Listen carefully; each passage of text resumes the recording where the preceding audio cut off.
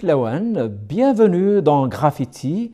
Pour ce présent numéro, il sera largement question de littérature, d'Afrique, de désir et de bien d'autres belles choses. Pour cela, j'ai l'honneur et le grand plaisir de recevoir l'écrivain journaliste Anaès Eluin. Anaès Eluin, bienvenue dans Graffiti, bienvenue à Berbère Télévision. Merci.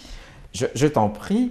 Et donc, tu viens de publier un excellent essai aux Akoria Éditions, donc littérature et désir dans le monde afro-caribéen, un match amoureux. Alors, c'est quoi ce livre? Alors, il s'agit d'un mélange d'essais et de recueils de critiques qui est articulé effectivement autour de l'amour et du désir dans ces littératures africaines et caribéennes. Donc je parle d'une trentaine, j'ai un corpus d'une trentaine d'auteurs, tous vivants, à une exception près quand même. Et voilà, donc j'articule ce recueil autour de 5 chapitres pour essayer d'en faire une forme de promenade au cœur de ces littératures-là qu'on a tendance souvent à aborder à travers son aspect politique, voire militant. Et donc je pense qu'il est important de les ouvrir à d'autres thématiques. C'est ce que j'ai voulu faire dans ce livre. En tout cas, on voyage très bien dans ton livre. Hein. On passe donc de Haïti à l'Afrique subsaharienne et même l'Afrique du Nord. Et donc l'idée de ce livre, comment est-ce que tu l'as eu, Anaès? Alors justement, en essayant de m'éloigner des thématiques vraiment récurrentes, à la fois, je pense, dans une certaine critique dédiée à ces littératures-là, mais également chez certains écrivains. J'ai pu lire par exemple chez Tierno Monenembo que l'Africain n'avait pas de mots pour l'amour. On peut lire ça chez Kateb Yassine à un certain moment également. Donc j'ai voulu aller à l'encontre de ce préjugé-là et m'intéresser donc à l'amour qu'on pouvait y trouver. Et donc là, en lisant énormément, j'ai découvert une préface d'un auteur haïtien, donc on le considère comme le fondateur de la littérature haïtienne, c'est Jacques-Stéphane Alexis. Oui. Donc dans sa préface à l'espace d'un ciment, roman publié en 1953, sa fille parle de match amoureux. Oui. Et donc, par ce terme, elle décrit un peu les relations des protagonistes du roman. C'est des relations qui sont à la fois très fortes et très conflictuelles, qui doivent faire face à tout un tas d'obstacles. Donc obstacles qui sont politiques, des obstacles liés à une certaine violence qu'on retrouve dans ces littératures-là, mais qui ne fait pas toute sa teneur. Et donc j'ai vu que cet amour-là rentrait en écho avec tout un tas d'autres romans. Donc j'ai voulu définir un peu cette notion de match amoureux, qui est vraiment simplement nommée chez Florence Alexis, Oui. et puis ensuite la décliner à travers une trentaine de livres, voir comment elle pouvait s'exprimer chez d'autres auteurs qui me tiennent à cœur. Et au final, est-ce qu'il y a un fil conducteur qu'on peut trouver à travers cette trentaine d'écrivains, ou bien chaque écrivain présente un monde? Chaque écrivain à la fois présente un monde, mais également traite cet amour quelque part à la vie, à la mort, ce match amoureux, Oui. qui présente la particularité d'être un jeu sans ludisme en fait. Enfin, moi je le vois un petit peu comme ça. D'accord. Donc c'est ce qui les réunit. Enfin, d'accord. Et au départ, tu parles de réinventer l'amour et tu cites aussi Roland Barthes, fragment d'un discours amoureux. Voilà. Alors, pourquoi est-ce que tu le cites à peu près? Alors, en fait, si je m'intéresse à l'amour dans ces littératures-là, c'est aussi par rapport à une littérature occidentale qui traite l'amour de façon complètement différente. Donc déjà, j'ouvre mon roman en partant d'un exemple de Camille Laurence, en fait. Oui. Son roman, je cite un de ses romans, c'est L'amour roman, qui est paru en 2003. Voilà, tout à fait. Donc là, pour moi, elle est très représentative d'une manière occidentale de traiter l'amour. Donc c'est vraiment la figure de proue de l'autofiction en France, Camille Laurence. Donc c'est un amour qui est lié au jeu. C'est dans l'air du temps, hein, Anaïs. Tout à fait, dans l'air du temps. N'est-ce pas? On enregistre le jour de la Saint-Valentin en plus. En plus, c'est vrai. Donc Camille Laurence, elle exprime un amour, mais comme énormément d'autres auteurs français et occidentaux, un amour qui est lié au jeu, donc un amour lié à une littérature presque, j'ai envie de dire, égocentrique, enfin... Bon. Mais ça n'a pas toujours été comme ça dans le monde occidental. Non, du tout. Là, je m'intéresse à la littérature ultra contemporaine. D'accord. Effectivement. Et donc, là, je pense que cet amour-là est exprimé également dans la philosophie à travers un discours qu'on peut qualifier de peut-être amoureux sceptique, je ne sais pas. Oui. Et Roland Barthes, effectivement, dans ses fragments d'un discours amoureux, déplore le fait que le discours amoureux se retrouve isolé de tous les autres discours. Donc à la fois du discours politique, du discours social, c'est un discours qui n'est relayé par rien en fait. Il est autonome, mais du coup il a tendance à se déliter à cause de cette autonomie-là. Et d'accord. Et donc la différence dans ce monde africain et des Antilles, ça serait quoi? Ce serait justement que cet amour dans ces littératures africaines et caribéennes est porteur d'un projet de société. Donc il est déjà à son origine, il est très lié au communisme. Donc il faut dire que pour moi le premier auteur à avoir traité du match amoureux, oui. C'est Jacques Roumain dans ses Gouverneurs de la Rosée. Gouverneur de la Rosée qui est sorti en 1944. Tout à fait. Oui. Et donc dans ce roman, c'est un roman où le protagoniste est allé à Cuba. Je pourrais expliquer un petit peu. Il est allé à Cuba cultiver la canne à sucre. Il revient dans son village en Haïti, et là il constate que son village est complètement asséché, et puis il y a deux camps qui sont deux camps opposés. Donc lui veut rétablir tout ça. Il tombe amoureux d'une femme qui s'appelle Anaïs, mais qui est de l'autre camp. Donc voilà, un petit peu Roméo et Juliette haïtienne. C'est déjà la difficulté pour lui, en tout cas dans le roman. C'est une grande difficulté. D'ailleurs, il meurt à cause de cet amour. Donc voilà. En cela, il est vraiment représentatif des obstacles que le match amoureux, que les protagonistes du match amoureux doivent surmonter. Il meurt, mais malgré tout, cet amour triomphe parce que Anaïs va finalement révéler à la population la découverte de Manuel, son amant, donc il a découvert une source qui permet finalement de redonner vie au village à la fin. Donc le match amoureux est victorieux malgré la mort de Manuel. Voilà. Donc, tout cela se passe en Haïti, c'est ça? Tout cela est en Haïti, et donc ça c'est pour moi vraiment le roman inaugural du match amoureux. D'ailleurs, Jacques-Stéphane Alexis le dit en parlant de Jacques Roumain comme le plus grand romancier de l'amour, donc notamment de Gouverneur de la Rosée. Ah, carrément, il dit que c'est le plus grand romancier de l'amour. Pour lui, oui. Est-ce que c'est parce qu'au final, l'amour va triompher malgré la mort du héros? Oui, tout à fait. Donc c'est toute une symbolique. L'amour triomphe et l'amour est porteur de projets de société. Donc forcément il y a un arrière-plan très, très communiste en fait dans le roman de Jacques Roumain. Comme chez Jacques-Stéphane Alexis, le héros de l'Espace d'un ciment, il est communiste. Donc on retrouve vraiment ce projet de société qui est lié à l'amour de manière indissoluble en fait. D'accord. Et puis donc, dans ton essai, donc, tu passes à des auteurs africains, hein, je cite comme ça, Fatou Diome. Oui. Alors Fatou Diome est un écrivain assez contemporain qui a eu beaucoup de succès. Oui. Tout à fait, oui. Et donc alors, où en est-on avec le match amoureux dans l'œuvre de Fatou Diome? Alors, Fatou Diome, en fait, je ne traite pas vraiment de Fatou Diome, en fait, j'en parle un petit peu en introduction. Oui. Pour parler de l'amour féminin, en fait, de la littérature féminine et l'amour, donc qui était, enfin, littérature féminine qui a eu beaucoup de succès dans les années 80-90 Oui. en fait, parce qu'elle émergeait. Et donc à ce moment-là, ces littératures-là avaient tendance à traiter beaucoup la polygamie. Oui. De manière critique, peut-être d'aborder la souffrance des femmes d'une manière qu'on retrouve moins maintenant. Fatoul continue dans cette veine-là, mais en fait j'ai préféré parler plutôt d'auteurs femmes plus contemporaines. Oui.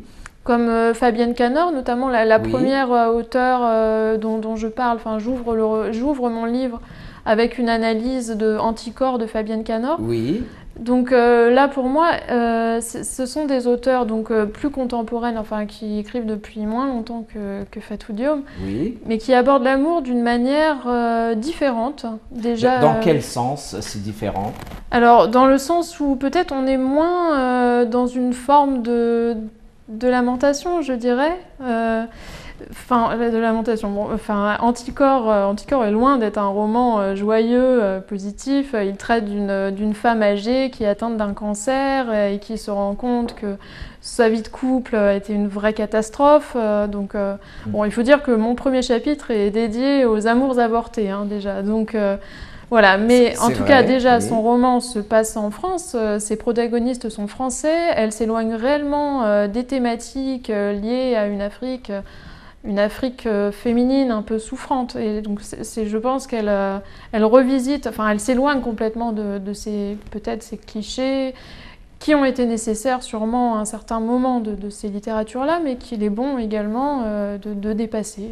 Enfin, d'accord. Et puis tu parles d'un écrivain, un grand écrivain marocain, Mohamed Khayreddine, et là tu parles de son dernier roman qui est paru bien après sa mort au Seuil, aux éditions Seuil en 2002. Donc Il était une fois un vieux couple heureux. Là le récit est apaisé, c'est même une vie tranquille. Tout à fait. Donc c'est un des romans du match amoureux les plus victorieux pour moi, ce roman de Khayreddine. Oui. C'est assez étonnant, c'est un roman au contraire de la plupart de ces romans antérieurs qui étaient souvent très politique, très politique, très engagé, très contestataire aussi. Khayreddine a été reconnu dès la parution de son premier livre en France en 1965, Agadir. Agadir a eu énormément de succès et la presse française d'alors l'avait déjà catalogué de Rimbaud, d'un nouveau Rimbaud. Donc c'est tout dire. Et effectivement, dans ce livre, tu dis que c'est l'amour qui n'a plus besoin de mots. Tout à fait. Alors ce livre raconte l'histoire tout à fait apaisée d'un vieux couple qui vit retiré dans les montagnes et qui passe son temps à manger des tagines, à discuter. Donc il y a notamment un passage que j'ai beaucoup aimé où le narrateur décrit la conversation de son épouse et il dit qu'elle a une conversation des plus agréables. Et enfin voilà, donc c'est le récit est bien de écrit, ce compagnonnage. Il est fluide aussi. Il est fluide. La lecture de ce texte est reposante. Tout à fait, voilà, ça dégage une sensation de repos, de plénitude en fait qu'on trouve rarement. Aussi bien dans ces littératures dans la littérature en général d'ailleurs, où on a peut-être tendance à préférer les amours violents. C'est vrai, et puis on n'a pas l'habitude de parler d'amour dans les vieux couples en général. Voilà. Les vieux couples sont un peu ignorés de ce côté-là, non? Oui, c'est vrai. D'ailleurs, en y pensant, j'ai assez peu de vieux couples dans mon corpus.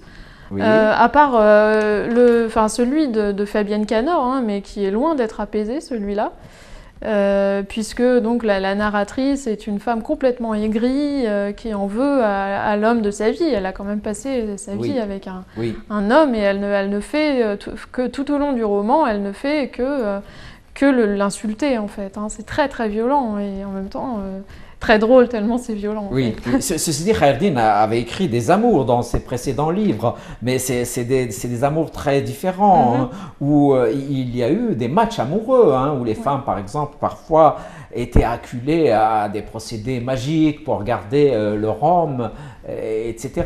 Est-ce que la magie, dans ce cas-là, fait partie des ingrédients du match amoureux? La magie. La magie, oui, la magie pour garder son homme ou sa femme. Oui, oui, sans doute.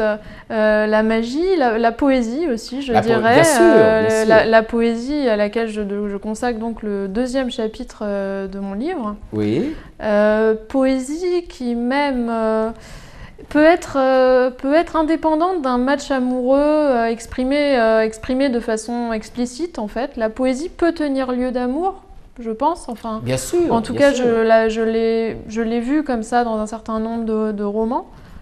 La poésie est très présente en Afrique, hein, en Afrique du Nord. Hein. Donc la poésie fait partie de cette expression orale primordiale de ces peuples. Il y a même des joutes poétiques qui peuvent être classées dans ces matchs amoureux, hein, dans ces territoires-là.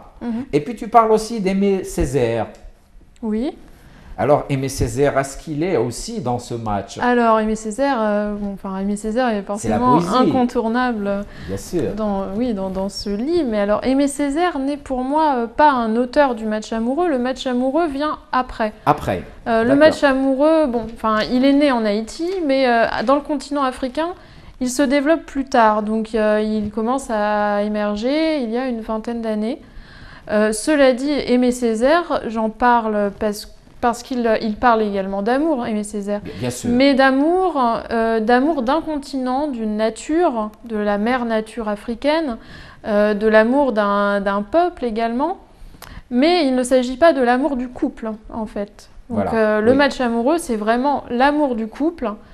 Et donc cet amour du couple arrive après Aimé Césaire. D'accord. Et l'œuvre d'Aimé Césaire, est-ce que, à ton avis, il a influencé des auteurs que tu as choisis dans cette trentaine de romanciers, d'une façon ou d'une autre, peut-être même pas seulement par rapport à ce match amoureux? Oui, forcément. C'est un auteur incontournable. C'est un auteur incontournable. Je pense que la plupart des auteurs auxquels je fais référence sont inspirés par Aimé Césaire, enfin, d'une manière ou d'une autre.